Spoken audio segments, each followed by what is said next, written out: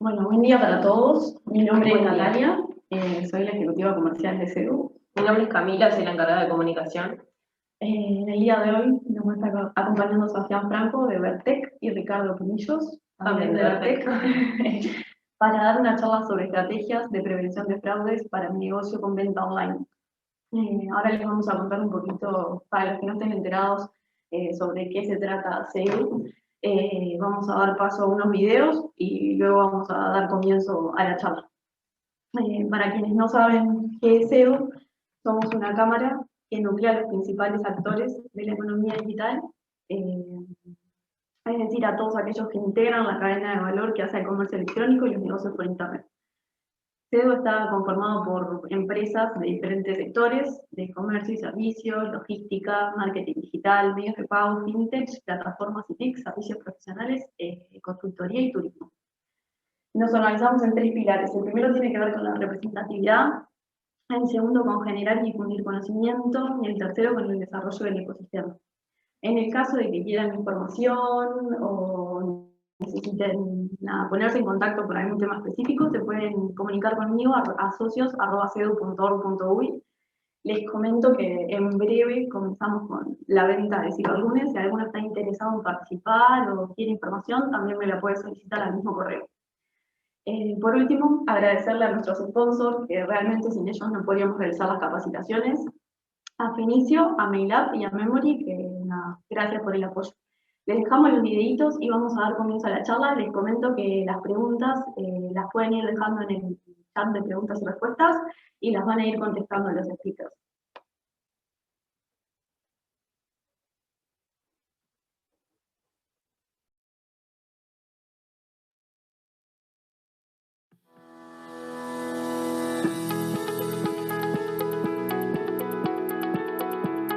Boutique Erótica arranca en el 2007, arrancó a hacerlo como una boutique de ropa, pero con juguetes para adultos.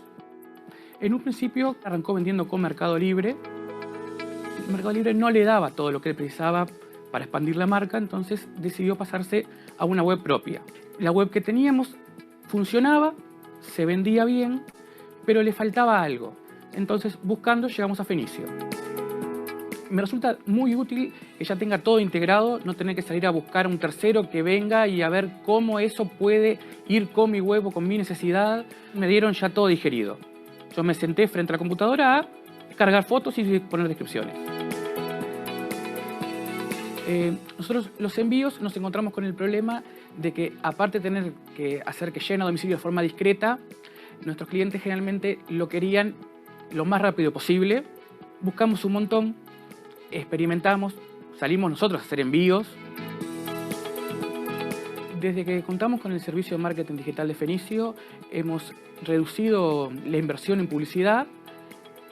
Nos han ayudado en todo lo que es posicionamiento, en todo lo que son reportes, de ver de dónde captamos del público, cómo podemos mejorar el orgánico también. Fenicio me parece muy fácil de usar, es simple, intuitivo.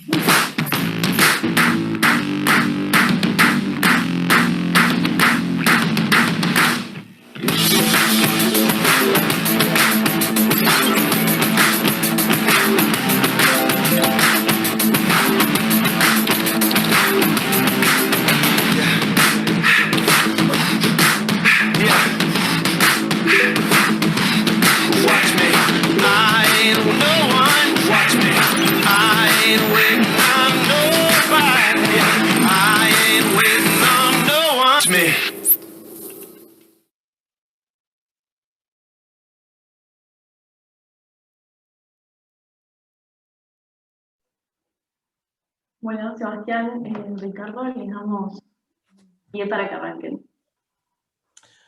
Hola, ¿qué tal? Buenos días, ¿cómo andan? Yo soy Sebastián, soy gerente de preventa de Evertech. Hola, muy buenos días a todos. Soy Ricardo Pinillos, gerente de producto de Evertech. Bueno, yo vivo en Montevideo, estoy localizado acá. Cuando no hay pandemia viajo muchísimo por toda Latinoamérica. Durante mucho tiempo implementé una solución que nosotros comercializamos de prevención de fraudes, con lo cual conozco un poco del tema. Y bueno, nada, me traje un experto que es Ricardo, que está todo el día con el tema del gerenciamiento del producto de prevención, específicamente para las ventas online. Y Ricardo está en Medellín, ¿correcto? Sí, Sebastián. Llevo alrededor de unos 15 años trabajando en diferentes aspectos de seguridad relacionados con control de fraude y lavado de activos, haciendo investigaciones de fraude. Y pues el día de hoy aprovechamos esta oportunidad para dar algunas recomendaciones que a ustedes les pueden servir, muy seguramente en todo lo relacionado con e-commerce y especialmente muy enfocado en la seguridad. Correcto. Bueno, si quieren, vamos a comenzar hoy dando un poco de contexto, ¿no? O sea, ¿dónde nos vamos a enfocar en la conversación? Nosotros sabemos que existen comercios a los cuales viven gracias a los consumidores, pero esos comercios hacia atrás tienen una serie de piezas que tienen que encajar de alguna manera para que la venta pueda ser realizada, ¿verdad? Típicamente está el consumidor, que el consumidor es quien con su impulso va y va a comprar algo en un comercio. Este comercio es un comercio que vive de forma virtual, aunque tiene que haber un respaldo, por supuesto que físico por detrás. Y luego él está viviendo en un lugar que puede ser una pasarela o en un marketplace, o sea, como veíamos recién, está alguien que nos contaba que tenía su propia página web, pero que tenía una plataforma por debajo. Ese cuadrito naranja del medio es el que representa esto. Y luego, después van a venir lo que son las redes de procesamiento, ¿no? Donde hay varios conceptos con los cuales podemos conversar. Pero ustedes saben que cada vez que uno tiene que vender, tiene que afiliarse a lo que sería un adquirente, que es aquel que les va a permitir aceptar las tarjetas. No sé si estoy compartiendo la pantalla o no. No, no está compartiendo. Les pido disculpas. Ahí sí, ¿no? Ahora sí, ahora sí. Perdón. Bueno, entonces ahí vienen las redes de procesamiento donde justamente son las que se encargan de hacer que esa magia ocurra, que las transacciones vayan hacia diferentes lugares. Nosotros sabemos que una de las gracias que tiene el mercado electrónico es que no todo tiene por qué ser tarjeta, sino que pueden haber varios métodos alternativos de pago. Eso lo hace aún más complejo al tema. Y luego vienen los emisores, que son aquellos que realmente van a tomar la decisión de si aceptar o no aceptar el pago en nombre del consumidor. ¿Es correcto, Ricardo? Sí, así es. En la misma medida como se realiza este procesamiento de las transacciones y que permite que este ecosistema virtual de pagos funcione, digamos que en esa misma medida suceden las operaciones que nos traen a colación en este evento. Y ese tipo de operaciones irregulares, conocidas como fraudulentas, que vamos a profundizar un poco más. Entonces, listo, Sebastián, si quieres, dale, podemos empezar con revisando ese primer tema, hablando sobre qué es lo que nos afecta en las transacciones no autorizadas. Ahí está. Yo creo que, o sea, que tenemos titulares que acá que Ana Laura nos ayudó justamente a poner en contexto para entender, ¿no? O sea, que gracias a la pandemia, indudablemente el mercado ha crecido mucho, pero también los fraudes, ¿no? O sea, y los problemas que traen, que vienen atrás de los fraudes. Yo creo que acá me gustaría como ponerle un poco de definiciones a las cosas, ¿no? Si yo te digo, Ricardo, o sea, ¿qué es el fraude? en este caso? ¿Cómo lo encasillarías en este lugar? Para no entrar en palabras técnicas, digamos que buscamos una referencia bien simple. Entendamos el fraude como una transacción no autorizada por el titular o alguna otra que, si bien fue realizada por el titular, pues a través de diferentes maniobras evasivas, trata de presentarlo como una operación irregular ante su entidad financiera, reclamándola como si él no lo hubiera hecho. Entonces, digamos que en una gran clasificación entraríamos en esos dos escenarios. Ahora, ya digamos, por debajo podríamos encontrar muchas otras clasificaciones que por el momento, pues digamos que no quisiéramos entrar en esos detalles. Centrémonos en que es una transacción no autorizada por el titular. ¿Y por qué a mí, como comercio, si yo me pongo en los pies de un comercio, ¿verdad? ¿Por qué me debería importar el tema de que no se cometan fraudes? Perfecto, es supremamente importante entender que el riesgo de fraude en el e-commerce, digamos que desde el inicio, desde el punto de partida, lo corre el comercio. Cuando se firman los contratos de afiliación o de vinculación con cada una de las marcas de tarjetas o los diferentes medios de pago y dependiendo de la regulación de cada país, pues establecen unos compromisos y dentro de esos compromisos está quien asume los riesgos. Eso quiere decir que en caso que se presente una transacción fraudulenta, digamos que desde el punto de vista general, el responsable va a ser el comercio. ¿Qué sucede? Que los comercios, pues claro, en su afán de crear su negocio, de enfocarse en ser competitivos, en crecer, en darle continuidad, pues inicialmente lo último que se van a preocupar es en la seguridad. Entonces, esto es lo que queremos traer el día de hoy, que nos concentremos no solo en cómo hacer crecer nuestro negocio, sino también en cómo puede afectarnos la seguridad, en este caso los fraudes, a ese crecimiento. Está bien. Y lo más importante, o sea, no todos tienen el mismo riesgo. O sea, ¿cómo yo identifico, o sea, cuáles son las posibilidades de que yo tenga un potencial fraude? O sea, ¿cómo identifico si estoy en riesgo, por ejemplo? Muy bien, hay diferentes formas de identificar si mi negocio está en riesgo. Hay diferentes clasificaciones, empecemos por una de ellas. O digamos, en términos generales, hablemos de 3 puntos. Una de ellas es a través del tipo de productos que yo vendo. Otro es si mis servicios o productos permiten intermediación. Y finalmente encontramos una tercera categoría, que es aquellas operaciones que se pueden convertir o aquellas ventas que se pueden convertir en dinero en efectivo. Bien, entremos a profundizar sobre la primera. Si el producto que yo vendo es altamente comercializable, eso quiere decir que se puede revender fácilmente, que es fácil de transportar y que normalmente es de alto costo, puedo decir que estoy en riesgo. Vamos a poner algunos ejemplos. Gift cards, millas, tecnología, celulares, computadores, televisores, tablets, lo relacionado con bebidas alcohólicas, joyerías, que tienen en común todos estos elementos. Los 3 factores que acabo de describir. Se revende fácilmente, es fácil de transportar y generalmente tiene un alto costo. Entonces, estos son unos simples ejemplos. La idea es que ustedes hagan el ejercicio a nivel interior y observen dentro de los productos que ustedes tienen cuál podría ser clasificado por los ciberdelincuentes para atacarlo y cometer operaciones fraudulentas. En cuanto a la intermediación, podemos encontrar pagos de multas, pagos de ciertos impuestos, no todos los impuestos generan riesgo, pero algunos sí lo pueden hacer, pagos de patentes, contribuciones inmobiliarias, en algunos casos seguros obligatorios, inclusive suscripciones.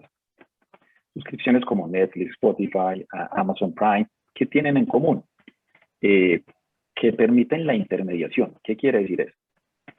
El beneficiario del servicio o el beneficiario del bien no se está dando cuenta que hay un fraude detrás de la operación que le está comprando.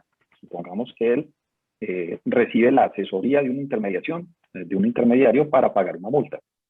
Y en muchos casos se ofrecen descuentos o crean páginas en las redes sociales donde ofrecen descuentos por pagos en grupos. Y lo que hace esta persona, o este intermediario, es recibir el dinero en efectivo, en transferencia bancaria, y él es el que va a consolidar el dinero y va a realizar el pago de las multas con tarjetas que no le pertenecen. Es decir, él es el que está cometiendo el fraude y los beneficiarios de esos pagos de multa pues no tienen ni idea que detrás de esto está siendo realizada una operación irregular. Déjame esto interrumpir. es bien común. Un segundo. Claro que sí. Entonces, Lo que tú estás diciendo en este caso es que no solamente van a ser comercios que vendan cosas físicas, sino que comercios que vendan suscripciones, comercios que vendan o que acepten pagos de diferentes situaciones. Esos comercios, aunque no los conozcamos con el nombre comercios, pero sí forman parte de la economía digital, también son pasibles de estos fraudes, no solamente el mundo físico. Claro de sí. De hecho, hay unos agravantes en los servicios. Y es que en el mundo físico en ocasiones se pueden suspender las entregas. Esto no siempre puede pasar con los servicios. De hecho, los servicios se hacen más complejo realizar esto.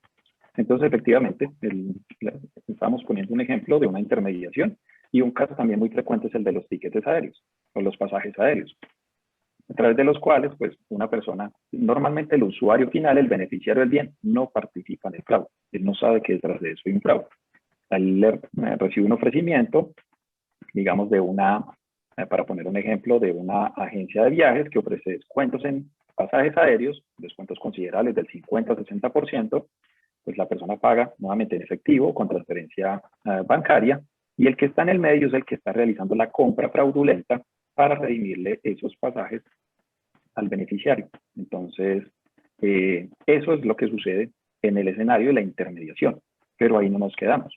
También hay un tercer factor, que es cuando las operaciones, cuando las compras se pueden convertir en dinero en efectivo. Pensemos en el escenario de las recargas de billeteras digitales, donde yo creo mi usuario, puede ser una billetera digital, un neobanco, hay diferentes escenarios, compañías de giros y remesas, compra de divisas, que tienen en común estos tipos de negocio, que permiten la creación de una cuenta y luego, una vez creada esa cuenta, permiten cargarla con dinero. Y después hay una forma de realizar el cash out, bien sea a través de una transferencia a otro usuario, bien sea a través de retiros en entidades financieras, en cajeros electrónicos. Hay diferentes formas de retirar y esto hace que sea una de las operaciones más riesgosas porque, digamos que la pérdida económica que entre comillas, tiene el ciberdelincuente a través de la intermediación, acá se ve casi reducida a cero, porque está ingresando el dinero y tal cual como lo ingresó lo puede retirar.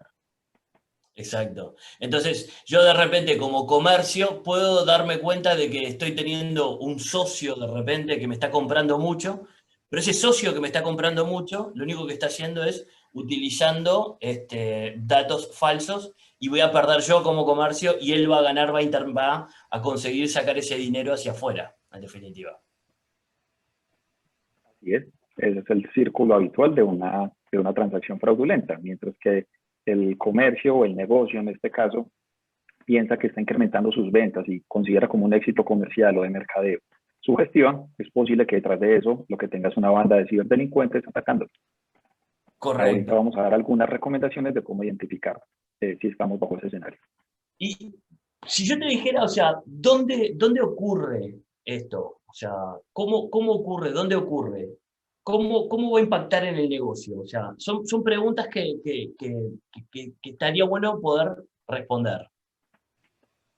Muy bien. Entonces, lo primero que tenemos que evaluar es todo el contexto del fraude. Para que se realice un fraude, están suplantando a alguien. Para suplantar a esa persona, le debieron haber robado de alguna u otra manera su información. En este caso, su información, en algunos casos personal, pero normalmente financiera. Entonces, primero hay una etapa de fuga de información. Esto puede ser a través de ciberataques, en e-commerce, puede ser pasarelas de pago, entidades financieras. Hay diferentes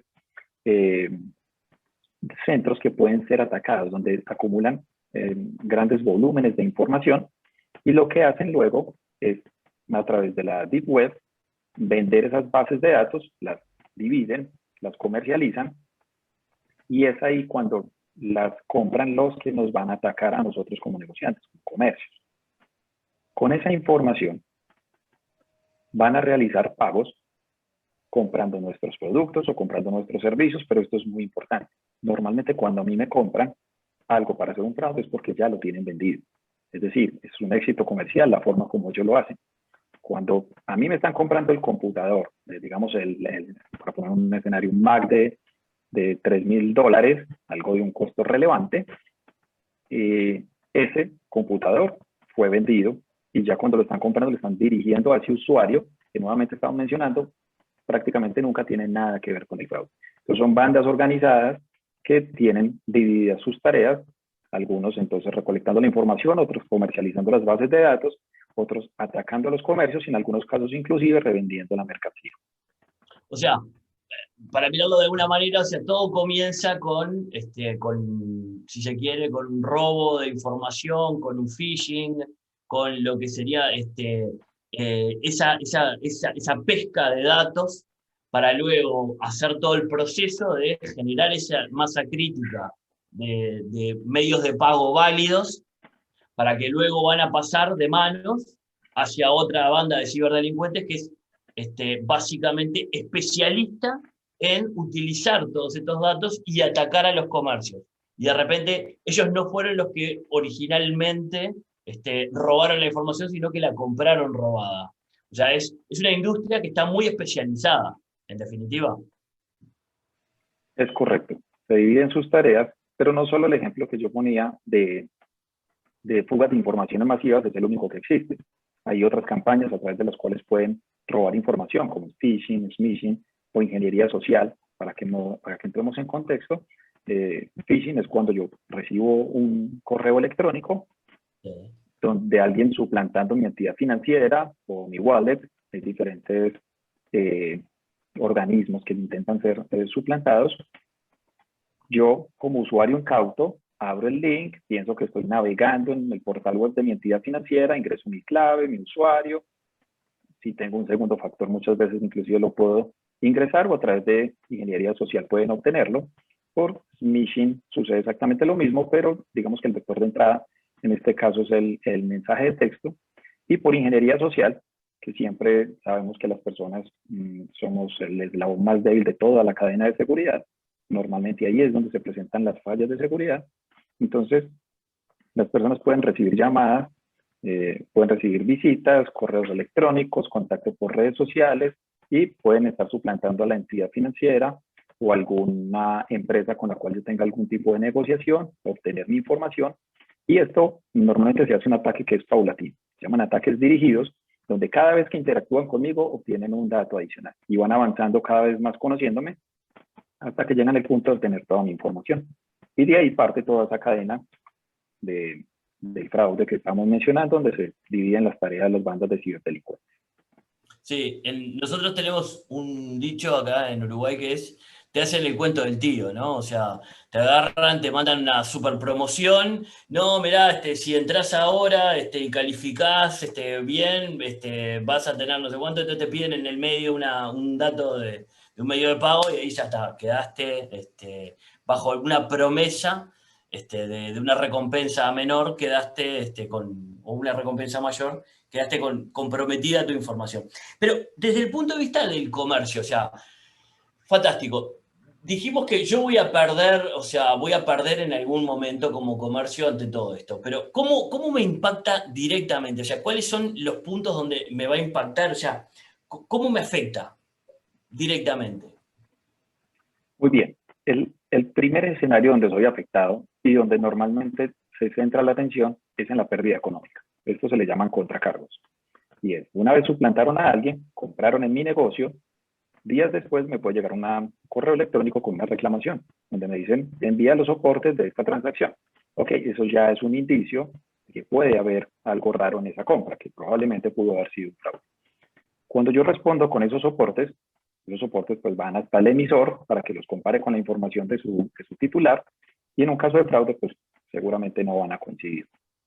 En ese caso se genera una orden de contracargo, que lo que quiere decir es, me van a sacar el dinero de mi cuenta, lo que yo recibí por el bien. Pues voy a perder el dinero. Perdí el dinero y perdí el bien que había vendido. Pero ese es solo uno de los aspectos negativos del fraude. Luego de esto viene la afectación reputacional. Todos sabemos que a través de las redes sociales, un impacto que antes se consideraba menor puede considerarse algo supremamente relevante desde el impacto que va a tener. Si a un usuario que sea popular en las redes sociales le hacen fraude y compran en mi negocio, pues muy seguramente lo va a publicar, en la mayoría de los casos sucede, lo va a publicar y la gente va a tener la percepción de que mi negocio es inseguro, aunque yo no hubiera tenido nada que ver con el fraude. Y claro, ahí no termina. Sí. En Estamos, definitiva, este comercio, este crecimiento exponencial que vimos gracias a lo que es la pandemia del comercio electrónico, en definitiva, trae asociado un riesgo de potencial de fraude o de pérdidas que se pueden generar, y ahí es donde empiezo yo a sufrir estos problemas que vos estás mencionando, en definitiva. Las pérdidas económicas, las pérdidas reputacionales, pérdidas legales, ¿es correcto? hay otros tipos de pérdidas que puedo tener. Hablábamos del caso de las pérdidas económicas, riesgo reputacional, pero también pueden haber sanciones inclusive. Sanciones Claro. en las cuales me pueden suspender el Merchant ID en forma temporal, inclusive en forma definitiva. Pueden llegar a escenarios de congelación de fondos de las cuentas, y hay otros casos inclusive que puedo entrar a programas de monitoreo de las marcas de tarjetas, de Visa, Mastercard, entre otras, donde solamente ingresar a esa lista de monitoreo puede tener costos entre los $15.000 y los $25.000. Y cada mes que yo estoy en ese sistema de monitoreo, debo realizar unos pagos, tiene un fee mensual que es considerablemente elevado, y lo más complejo es que no puedo salir cuando yo quiera, sino cuando el sistema muestre que yo efectivamente ya sé controlar mi seguridad. Y esto no tarda menos de 6 u 8 meses, normalmente según los reglamentos. Entonces, O sea, no solo es lo que vemos superficial, sino que eso puede ser la punta del iceberg. puedo correr el riesgo desde perder dinero, un poco de dinero, perder toda mi rentabilidad o inclusive hasta poder llegar a terminar teniendo que cerrar un negocio porque mi calificación es la de una calificación de un merchant o de un comercio que no es, digamos, seguro, o un comercio que reputacionalmente, desde el punto de vista de las marcas, no sea adecuado a lo que es los estándares de seguridad que aplican las marcas. Así es. Ese riesgo reputacional no solo se ve ligado a la opinión de mis usuarios, sino también de las marcas, que son quienes en general, digamos, que velan, tienen que velar por la seguridad de todo el ecosistema. Claro. Y vamos a ver un poco, me gustaría un poco ver cómo vamos a controlar el riesgo, cómo es que se establece la seguridad, ¿ok? En lo que sería un comercio. O sea, vos preparaste acá algunos puntos que son interesantes que nos gustaría comentar. ¿Cómo es que se hace para justamente manejar la seguridad? ¿Cómo yo hago un manejo completo, holístico, ¿verdad? O sea, ¿cómo hago un manejo profesional de la seguridad? ¿Qué cosas debo de colocar acá como para asegurarme de que estoy protegido? Ok, acá vamos a encontrar una clasificación. Se puede clasificar de diferentes maneras. Nosotros elegimos realizar una clasificación por 4 diferentes elementos, según en muchos casos el tamaño del negocio, ¿sí? Y el alcance del ecosistema que yo tengo. Empezando desde el más pequeño, el más tradicional, hasta los más avanzados. Podríamos empezar con un sistema de monitoreo propio del comercio. En el slide siguiente vamos a profundizar un poco más sobre esto, pero son todas aquellas actividades que el comercio o el negocio puede hacer desde el inicio. Cuando se vincula, puede empezar a monitorear y a ver cómo es su comportamiento, y su crecimiento es paulatino y es normal como cualquier negocio. Y en algunos escenarios no va a ser así, y van a haber unas señales de alerta que yo puedo identificar. En el segundo caso, yo puedo identificar como elementos o herramientas de control de fraude sistemas propios o sistemas de terceros, es lo que le llamamos unos métodos tradicionales, que son los sistemas de control de fraude que ofrecen las mismas pasarelas de pago, los sistemas de monitoreo de emisores y adquirentes, las revisiones manuales. Eso quiere decir que cuando yo recibo un pago, detrás de ese pago, si bien se realizó en línea, puede haber un equipo o una persona detrás realizando verificación y chequeo de la información que yo recibí para identificar posibles irregularidades.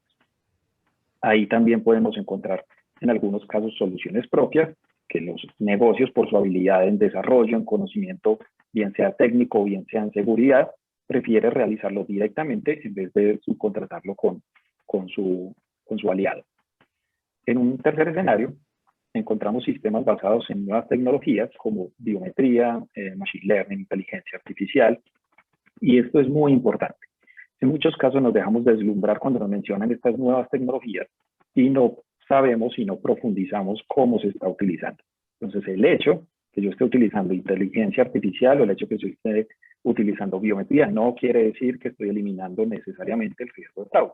Tengo que profundizar un poco para saber sobre la forma como lo están utilizando. Sin embargo, pues no dejan de ser elementos cada vez más necesarios para combatirlos. No solo hay sistemas de autenticación biométrica con biometría facial, auditiva, sino comportamental, en donde pueden evaluar los movimientos del usuario, la velocidad al digitar, la forma como mueve el mouse, las diferentes páginas que tiene abiertas. Hay diferentes elementos que estos sistemas analizan para identificar si ese sí era el usuario, sin tener que poner su huella digital, ni hablar, ni presentarse ante una cámara.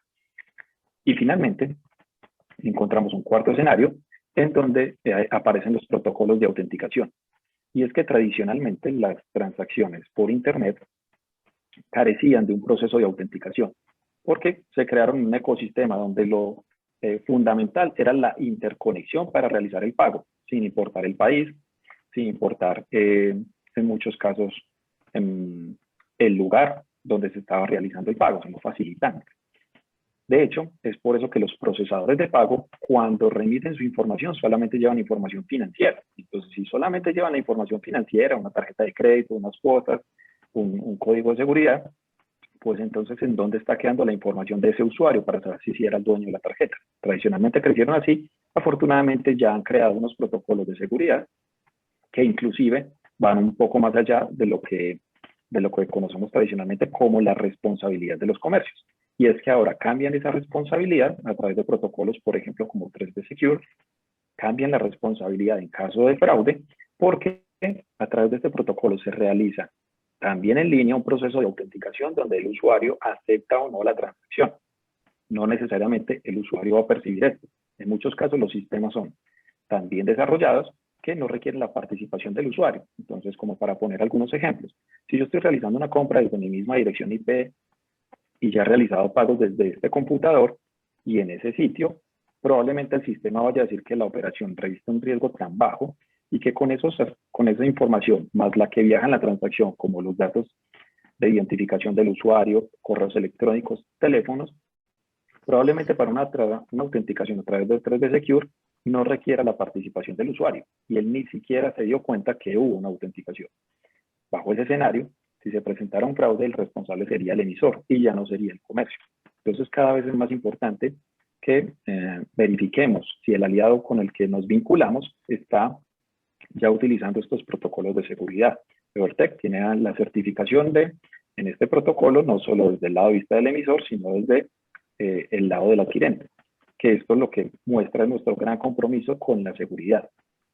Inclusive, este no es el único protocolo que cambia esa responsabilidad. También hay servicios de tokenización de las marcas que buscan realizar procesos de autenticación y de mejoras en la experiencia de usuario de tal forma que ellos no tengan que digitar la tarjeta cada vez que van a realizar los pagos. Inclusive, si mi tarjeta es renovada, si mi tarjeta se me venció como usuario, el emisor me la va a renovar y en los lugares donde yo tuviera tokenizada mi tarjeta, si estoy utilizando estos sistemas de tokenización como BST de Visa, por ejemplo, esa tarjeta se va a renovar y el usuario no va a tener que estar actualizando en todos los lugares donde tenía guardada su tarjeta. Y estamos hablando de guardar la tarjeta en forma segura. Asimismo, también nos aparecen protocolos de autenticación a través de onboarding digital. Esto quiere decir que no solo estoy interesado en la seguridad durante el procesamiento de la transacción, sino desde que el usuario se registre. No en todos los casos es necesario, pero algunos tipos de empresas están obligados por regulaciones, especialmente por controles de lavado de activos, a conocer su usuario, lo que le llaman el KYC. Entonces es importante no solo pensar en el procesamiento de la transacción, en el pago, sino que en muchos casos hay que pensar en si yo a quien estoy vinculando, a quien le estoy creando el usuario en mi portal, si Sebastián sí es quien dice ser o estaba suplantando a alguna persona. Para hacer un poco de... Pusiste una cantidad de conceptos juntos y vamos a bajarlos a tierra un poquito para que se puedan entender. Entonces, el primer paso es el de conocer a la persona que se está registrando o que está intentando comprar. eso es como un paso inicial en todo este proceso, en definitiva.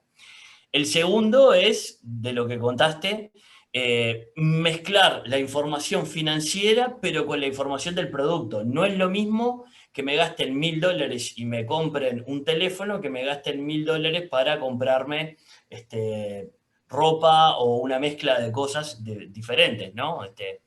Otra de las cosas que mencionaste es el tema de poder utilizar la tecnología a nuestro favor. El tema de poder utilizar sistemas que sean inteligentes, que vean cuál es el comportamiento y sobre todo colocaste el concepto básicamente de el rastro del cliente o del trace, cuando hablabas de la biometría comportamental, de si la persona, por ejemplo, se maneja de la misma manera siempre, repite los patrones de uso. Ese fue otro de los conceptos que nos trajiste. Después nos trajiste el concepto también de tokenización, el concepto de card on file, o sea, son conceptos donde yo probablemente empiezo a perder lo que sería la experiencia de compra. O sea, mi compra queda guardada, mi tarjeta o el dato de la compra queda guardado en algún lugar y yo después lo utilizo justamente una y otra vez. Si a mí me roban las credenciales para entrar al sitio una vez que está guardado eso, ahí me van a estar cometiendo justamente un fraude. Y el responsable soy yo, comercio, que dejo, en definitiva, que alguien más entre en nombre de un cliente que es un cliente mío de verdad. Voy a terminar perdiendo yo al final del día. Trajiste todos esos conceptos que son importantes.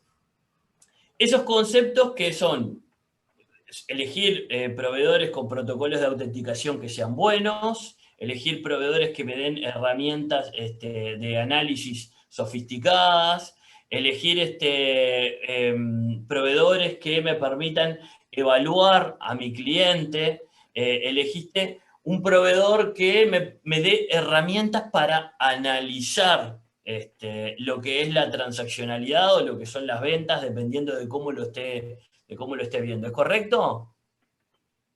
Es correcto, son todos estos elementos que yo debo tener en cuenta, pero que no los tengo que tomar todos al tiempo. Va a depender del tamaño de mi organización, de mi negocio. Si yo estoy empezando, tranquilamente puedo empezar con sistemas de monitoreos propios del comercio y tomando alguno de los servicios que me ofrezca la pasarela de pagos o la plataforma de e-commerce que yo esté utilizando. Si mi negocio es más robusto, probablemente tendré que elegir ya unos sistemas de control de fraude más elaborados, módulos antifraude que mencionábamos que ofrecen las pasarelas, en la medida de lo posible utilizar los servicios de 3D Secure, donde me quitan la responsabilidad a mí como comercio cuando se presenta una autenticación.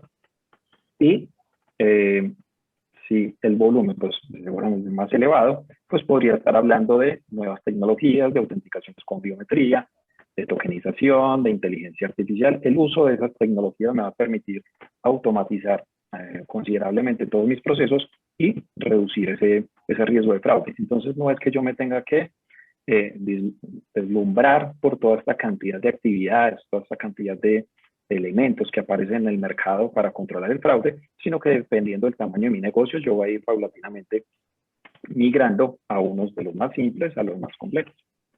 Y entonces, y acá viene lo que nos preparaste, básicamente de lo que sería de, bueno, ok, yo no soy el gran comercio que comenzó con millones de dólares de inversión y que comenzó ya, o sea, con su propia página y que comenzó con una cantidad de cosas, sino que, ¿qué cosas yo puedo hacer, en definitiva, en el día a día para poder colocar controles y asegurar tener mi conciencia tranquila, si se quiere, que estoy llevando un control adecuado de las ventas para no enfrentarme luego a pérdidas que pueden llegar y me pueden destruir mi negocio, ¿no? O sea, ¿cuáles son estos tips en los cuales nosotros podríamos aplicar sin la necesidad de salir a contratar grandes cosas, o sea, con Excel, con el uso del ejercicio del día a día? ¿Qué cosas podemos hacer acá?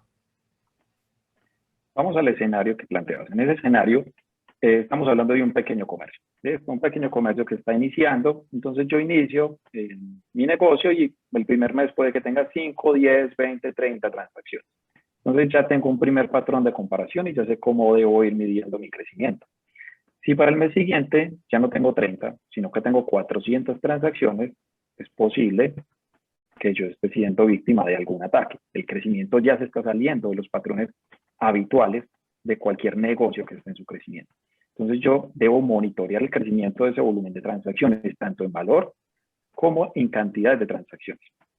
Peor aún, si yo... Perdona que te interrumpa ahí, Ricardo. ¿Sí? Vos decís, yo genero un comercio, tengo cierto nivel de transaccionalidad, no hago ninguna mega campaña de marketing, no hago nada, y de repente me enfrento a que tengo un crecimiento del 1000%. O sea, las chances de que esté sufriendo un fraude ahí son altas, ¿correcto? Son bien altas y desafortunadamente muchas veces nos concentramos solamente en el aspecto positivo y pensamos pues que la campaña comercial está funcionando de mil maravillas y puede ser que estés bajo un ciberataque. Entonces pues debo ir monitoreando cómo es mi crecimiento y debe ser paulatino, como tradicionalmente se presenta. La evolución en montos de ticket promedio. Si mi ticket promedio, estoy hablando de $50 o $100 mensual y de un momento a otro se me dispara y está por los $600, pues claro, también debo tener presente que algo raro está cambiando y ese ticket promedio seguramente estará relacionado con los tipos de productos que están comprando. Recuerden que hace un momento mencionamos cuáles eran aquellos escenarios en los que, o cuáles eran aquellos factores que me podían dar a mí entender que mi producto estaba en riesgo. Si se podía revender fácilmente, se podía transportar fácilmente y que si era de alto costo. Entonces ahí podemos encontrar un conjunto de elementos que me puede dar indicios de que algo raro está sucediendo.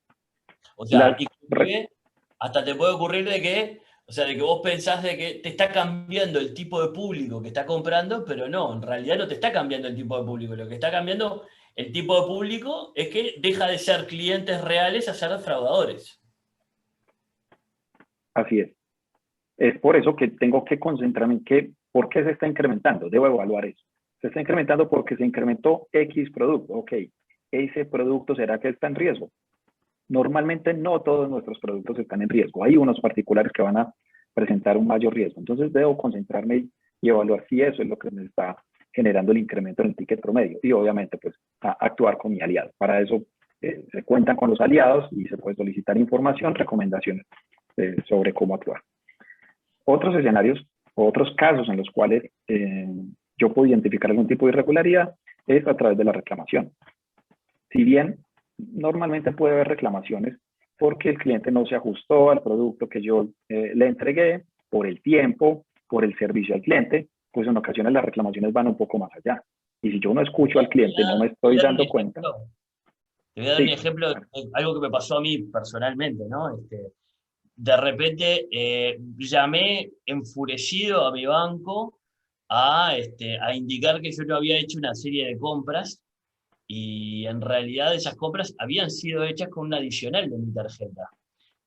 Yo no lo sabía, entonces, o sea, ese tipo de cosas, ese tipo de reclamaciones son reclamaciones que siempre hay, independientemente de que sean fraude o no. Lo que tengo que controlar entonces, lo que vos decís es la cantidad que están generándose. Si de repente empiezo a ver que aumentan mucho, ahí es donde tengo que prender las luces y ponerme a analizar un poquito más. Así es. Debo verificar tanto el incremento en las reclamaciones como el causal de esas reclamaciones. Cada vez que tengo una reclamación, profundizar sobre cuál es la molestia del cliente. Es posible que esté recibiendo reclamaciones y si no profundizo, no me estoy dando cuenta que las reclamaciones están asociadas al fraude, a no reconocidas. Claro. En otros casos también podemos identificar novedades a través de las zonas geográficas. De pronto se me disparan las compras, un incremento en las compras, pero para entregas a un mismo lugar o a lugares similares del mismo sector. Y claro, lo que están haciendo ya es recopilando toda la mercancía que yo estoy entregando para que ellos la puedan transportar fácilmente. Entonces ahí puedo identificar irregularidades también.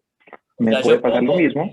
En el Google Maps, las direcciones de entrega las voy poniendo y veo, por ejemplo, o sea, si se concentran en un lugar, aunque no sea en la misma dirección, puede ser que esté sufriendo. Una de las cosas que hoy nos mencionaba Ana Laura era que el tema de la pandemia trajo el tema del delivery sin contacto, ¿no? O sea, y eso fue justamente uno de los problemas de que, claro, lo dejaban, no había contacto, pero, o sea, justamente el fraudador era quien aprovechaba eso. Claro, como yo no tengo contacto, pues la misma persona o el mismo ciberdelincuente me puede estar comprando con 10, 15 identidades diferentes y yo no me estoy dando cuenta. Pues pide para sectores similares o inclusive para el mismo punto. Y si no tengo controlada toda la cadena logística, no me estoy dando cuenta de ese riesgo de fraude que se me está presentando ahí. También tenemos otros casos donde se me pueden presentar concentraciones en diferentes emisores. Entonces, si yo conozco cómo se mueve el mercado a medida que yo voy empezando a vender, voy conociendo y pues, con el banco A se realiza el 15% de las transacciones, con el banco B el 30%, pero en ocasiones con un solo banco se me disparan las transacciones en un solo día o con un solo BIN. Un BIN es un lote de tarjetas de determinado banco en particular y que los portales normalmente nos muestran cuál es el BIN. Si yo identifico esa concentración y no he realizado una promoción, un acuerdo comercial con esa entidad financiera, pues claramente estoy en alto riesgo de un ataque, de un ciberataque, tanto a ese banco en particular, a esa entidad financiera en particular, como a mí, en este caso, desde el punto de vista de negocio. Entonces me tiene que alertar cuando esas cosas estén sucediendo. Y lo otro, por último, son las compras cuando se realizan múltiples compras en horarios muy reducidos y en horarios no tradicionales de compra. Normalmente, los que ya tienen algo de experiencia en e-commerce saben que hay unos picos transaccionales cercanos, dependiendo de la región, entre las 9, 10, 11 de la mañana y vuelve y retoma a las 2 o 3 de la tarde. Entonces, digamos que nos muestra una curva en donde hay dos picos durante el día. Pero si a mí se me disparan las transacciones, hay un incremento considerable. Las transacciones, especialmente en los horarios donde las entidades financieras ya tienen cerradas sus sucursales y donde los sistemas de monitoreo son más débiles porque es más difícil contactar a los tarjetavientes, pues eso me puede dar claros indicios de que están realizando transacciones de fraude. Sebastián, creo que tenemos una pregunta por ahí. Bien, si querés, entonces pasamos a las preguntas. Sí, buenos días para todos. La idea es invitarlos a que nos dejen sus preguntas en el chat. Llegó una de parte de Dionario. Me presento, soy Ana Laura Olmo, gerente de comunicaciones y mercadeo para Latinoamérica en Evertec. Es un gusto que nos hayan acompañado durante esta sesión y sí, por favor, nada, les vamos a enviar si la presentación ya nos están pidiendo. Eso directamente lo va a hacer las chicas de CEDU que amablemente organizaron este webinar. La primera pregunta que hace Diego es: teniendo un restaurante que se tuvo que reconvertir, aplicando fuertemente delivery y compras en línea, cosa que nunca antes había hecho, ¿qué es mejor pensando en la seguridad de las transacciones y los datos? ¿Tener mi propia web o sumar las ofertas a algunos otros marketplaces que ya estén establecidos? Ahí la estrategia siempre va a depender de cómo yo puedo enfrentar esta clase de riesgos, ¿no? O sea, lo que uno tendería a pensar es que comenzar por una plataforma suele ser lo mejor porque ya tengo algunos controles básicos de seguridad resueltos. Siempre desde el punto de vista de la seguridad, ¿no? Después está el punto de vista de marketing, eso es otra cosa. O el punto de vista comercial, pero desde el punto de vista de seguridad siempre está bueno comenzar, como estaba el video de hoy en día, al comienzo de la presentación, que decían, comenzamos con un marketplace, nos metimos ahí y después evolucionamos hacia otra cosa. Ese es un consejo de seguridad que es lógico de tomar en este caso, ¿no? O sea, empezar por lo seguro y después migrar hacia unas plataformas propias. Es muy importante, quisiera agregar ahí, Sebastián, muy importante que tengas muy claro qué tal la seguridad que te ofrece tanto ese marketplace como el sistema propio, en términos de responsabilidad. Te adelantaste a la siguiente pregunta, Ricardo, te aviso. Justamente era, ¿qué hay que exigir o qué es lo que hay que mirar y prestar atención a este marketplace o en una pasarela a la hora de cuidar también la seguridad en los datos y en las transacciones de mi comercio? Lo primero es una pregunta muy básica. ¿Quién es el responsable en caso de fraude? Hay que hacérsela tanto al uno como al otro, plataforma propia o al marketplace, ¿cierto? Entonces, si alguno de ellos ya está vinculado al protocolo 310, probablemente me van a decir, ok, no vas a ser responsable siempre y cuando la transacción sea autenticada. Entonces voy ganando bastante terreno en esta lucha contra el fraude. Sí, la respuesta es no, no utilizamos los protocolos de 3DS. Ok, ¿qué sistemas de control de fraude tiene? Entonces, dependiendo de mi tamaño, nuevamente, qué tanto ha crecido mi negocio, lo puedo controlar yo con simples verificaciones como las que estábamos hablando, o si yo ya estoy hablando de un volumen considerable, pues dependiendo de eso voy a elegir, dependiendo de cuál sea el que me ofrezca mayores beneficios, mayor robustez en el sistema de control de fraude. Sí, y si querés, hay una cosa importante también, es que las pasarelas o los marketplaces, dependiendo de dónde yo esté entrando a jugar, protegen mucho a su cliente, ¿no? Entonces, viene el cliente, hace una reclamación, le devuelven el dinero, yo ese dinero no lo tengo nunca y mi producto se fue.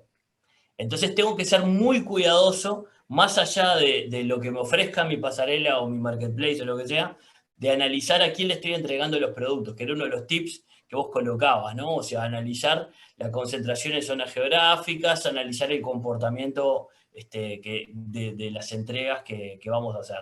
Porque ahí también puedo salir perdiendo yo, ¿no? O sea, es algo donde hay mucha seguridad, pero si de repente alguien desconoce la compra, yo entregué mi producto, me quedé sin cobrar y se terminó ahí la cuestión, ¿no? O sea, hay que evaluar todas esas puntas a la hora de evaluar la seguridad. Y para ese escenario en particular, yo agregaría también verificar muy bien qué tipo de productos son los que estoy vendiendo. Recordemos, no todos los productos tienen el mismo riesgo. Si estoy hablando, por ejemplo, yo puedo vender en el restaurante, vender comidas, pero también licor. Y lo que me están solicitando son entregas a domicilios de licor, pues muy seguramente eso tiene un riesgo muchísimo más alto. Entonces amerita realizar una revisión más detallada con mi aliado. Licor, bebidas alcohólicas, traducimos para... Sí, ok, bebidas alcohólicas, de acuerdo. Bien. Perfecto. No veo más preguntas en el chat ni en el Q&A, así que nada, de nuestra parte igual les dejamos un correo para contacto si tienen alguna duda o parecido. Gracias, Gabriela, de nuevo por tu comentario. Gracias a todos por su tiempo. Camila y Natalia, les pasamos la posta para que hagan ustedes nomás, si quieren, el cierre. Impecable. Bueno, muchas gracias a ustedes por brindarnos a Ricardo y a Sebastián. Y nada, sí, mandamos, nos solicitan los materiales y los enviamos por mail. Eso no hay ningún problema. El videito va a quedar cargado igual en YouTube. Sí, en la página de CEDU y en YouTube para que lo puedan ver. Ustedes también, si lo quieren compartir, se lo podemos enviar también. Bueno, nada, gracias a todos los que participaron. Manténganse al tanto, que vamos a estar publicando en breve más capacitaciones online. Y por último, agradecerle a los sponsors de vuelta, a Fenicio, a Mailap y a Memory por ayudarnos a brindar las capacitaciones. Saludamos. Muchas gracias. Gracias a todos. Muchas gracias a todos. Feliz día. Igualmente.